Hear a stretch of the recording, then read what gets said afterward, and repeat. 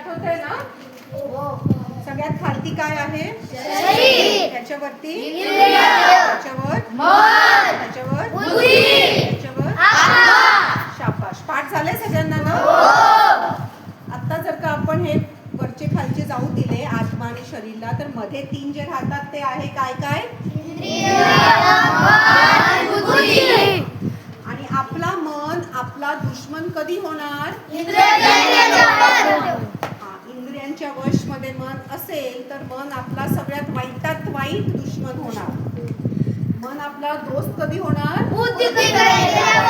बुद्धीच्या वश मध्ये असणार. बुद्धीचं जेव्हा मन ऐकणार तेव्हा तो सगळ्यात चांगल्या मित्रापेक्षा पण चांगला मित्र होणार.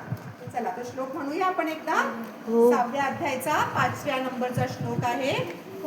नीट बसा. ध्यान मुद्रा, प्रार्थना मुद्रा म्हणजे उद्धरेदात्मनात्मानं